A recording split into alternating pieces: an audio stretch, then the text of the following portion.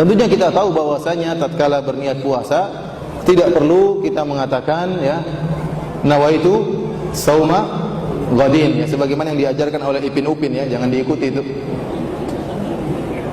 Nawaitu sauma ghadin itu an ada'i fardhu syahri ramadhana hadhihi sanata, terus apa?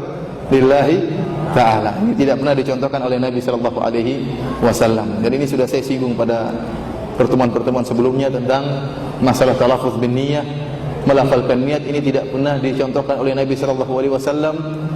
Jangankan dalam hadis yang sahih, dalam hadis yang lemah pun tidak ada. Jangankan hadis yang lemah, hadis palsu pun tidak ada ya. Dulu orang yang bikin hadis palsu belum terpikir untuk membuat lafal bin niyyah. Tidak ada hadis palsu pun yang menyatakan Rasulullah mengatakan harus melafalkan niat. Dan tidak perlu, karena seorang yang ingin melafalkan niat, apa fungsi dia melafalkan niat? Toh yang menjadi patokan adalah di hati.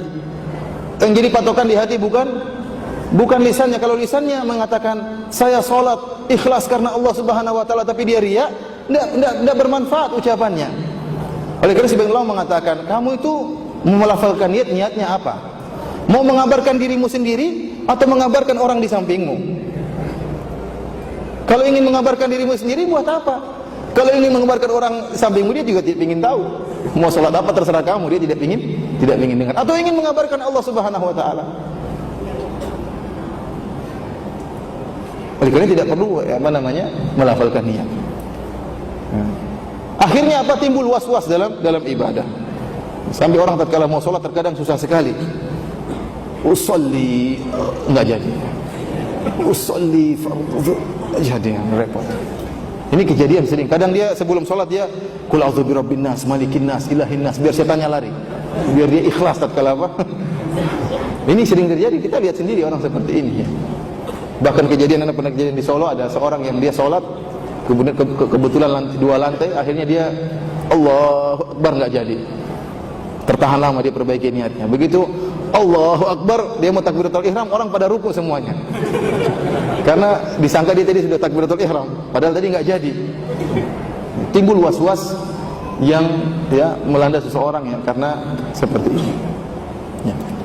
Sampai salah seorang ulama menyebutkan kisah tentang seorang yang dia berniat tatkala salat, dia mengatakan, harusnya kita mengatakan usolli fardhu dhuhri arba'a raka'atin adaan makmuman lillahi ta'ala. Artinya bagus tuh, aku berniat salat zuhur 4 rakaat sebagai ada bukan qadha, sebagai makmum ikhlas karena Allah Subhanahu wa taala. Mantap ini. Kurang di masjid mana, imamnya siapa. Tapi ini sudah mantap ini, mustaqbilal kiblah. Kadang lengkap ya. Usolli fardhu dhuhri arba'a raka'atin mustaqbilal kiblah. Semua syarat dia sebutkan. Ya Allah, saya salat duhur 4 rakaat. Ya Allah sudah tahu 4 rakaat, tidak perlu disebut. Kemudian menghadap kiblat, ya sudah, menghadap kiblat apa lagi disebut. Kemudian apa? Sebagai makmum karena engkau ya Allah lillahi ta'ala. Adaan bukan qadha. Ada orang yang salah ucap, dia mengatakan adaan pakai dzal bukan huruf dal. Adaan dalam bahasa Arab artinya sebagai penggangguan.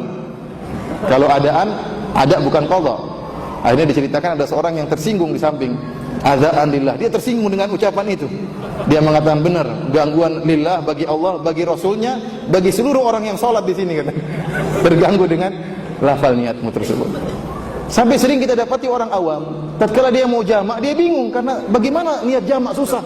Jamak takdim, di jamak takdim kemudian qasar, gimana niatnya, bingung. Gimana caranya ini? Padahal syarat sah sholat.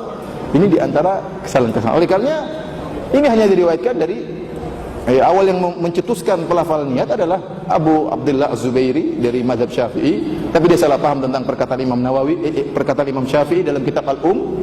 Imam Syafi'i mengatakan bahwasanya kalau salat tidak sah kecuali dengan ucapan illa bin nutq. Maksud Imam Syafi'i adalah takbiratul ihram, bukan melafalkan niat.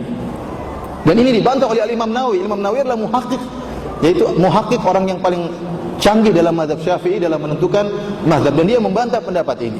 Oleh yang kita mengatakan kalau mazhab Syafi'i ingin mengikuti pendapat Imam Nawawi dalam hal ini, maka tidak melafalkan niat.